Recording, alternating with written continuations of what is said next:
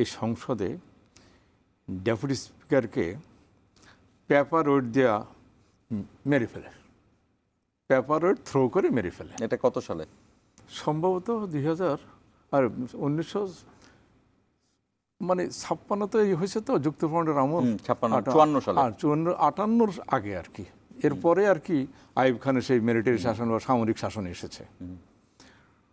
এই প্রথম তখন হওয়ার পরে প্রথম ধাক্কা কোন কোন দল ছিল তখন? যুক্তফ্রন্ট ছিল, মুসলিম লীগ ছিল। আচ্ছা, যুক্তফ্রন্টে কোন কোন দল ছিল? এটা তো কয়েকটা দল মিলে, কয়েকটা দল মিলে যুক্তফ্রন্ট। তখন তো আওয়ামী মুসলিম লীগ ছিল, তারপরে মুসলিম লীগ ছিল, তারপরে অন্যান্য নিজাম ইসলামী ছিল, জামাত ইসলাম ছিল। এগুলো মিলেই তখন সংসদে একজন ডেপুটি স্পিকার মেরে ফেলেছে। আওয়ামী মুসলিম লীগের নেতারা এটার সঙ্গে জড়িত ছিল হয়তোবা, না, এটা তো ফ্যাক্ট আছে এখানে। যার পরেও একজন ব্যক্তি তো সুনির্দিষ্টভাবে তার নামিত আছে। কে ছিল তখন? ছিল শেখ মুজিবুর রহমান। আচ্ছা, কিন্তু তারপরও এবং আসন থেকে উঠে গিয়ে পরে পেপার ওয়েটে হত্যা নিশ্চিত করবার জন্য চেয়ার দিয়ে বাইরে তারপরে তাকে এই করা হয়েছে। এগুলো সবই সত্য, এগুলো সব ইতিহাসের পাতা। কিন্তু এরপরে ঘটনা কি হলো? এরপরে উনি নিজেই এই গণতন্ত্রের জন্য যুদ্ধ শুরু করলো।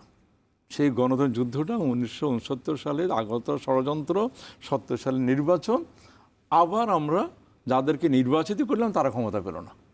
আলটিমেট কি হলো? মুক্তিযুদ্ধ হলো। মুক্তিযুদ্ধ হওয়ার পর আমরা তাদেরকেই ক্ষমতা উঠাই দিলাম যারা ভোট পেয়েছে 70 সালে। কিন্তু তারা আমাদের সাথে কী করছে? পরের ভোটটা করেনি। একজন কি দুজন অন্যখান থেকে হয়েছে স্বতন্ত্রবাদ নিজেদের রিয়াতে, একজন ছিল সুরঞ্জিত সেনগুপ্ত, একজন হয়েছে, আর কেউ ভোট করতে সাহস করেনি। সে সময় এমন একটা অবস্থা ছিল। সেই অবস্থা থেকে যায়া স্বৈরতন্ত্র, রাজতন্ত্র, যে যাই বলেন না কেন সবই হয়েছে, দুর্ভিক্ষ হয়েছে। এবং সবচেয়ে খারাপ কথা হলো সেনাবাহিনীর উপরে রক্ষী বাহিনীকে বসিয়েছে। এবং এটা আলটিমেটলি ফল কি হলো? 75-এর 15ই আগস্ট, 75-এর 15ই আগস্ট, যা আজকে 15ই আগস্ট। যদি আপনাদের কথা আমি মেনে নেই যে উনি ডেপুটি স্পিকারকে মেরে ফেলেছে পেপার ওয়েট দিয়া, ওনারকেও একদল লোক মেরে ফেলেছে এবং ওনার ফ্যামিলি সহ। কি দাঁড়ালো? মৃত্যু, প্রতিশোধ মৃত্যুই।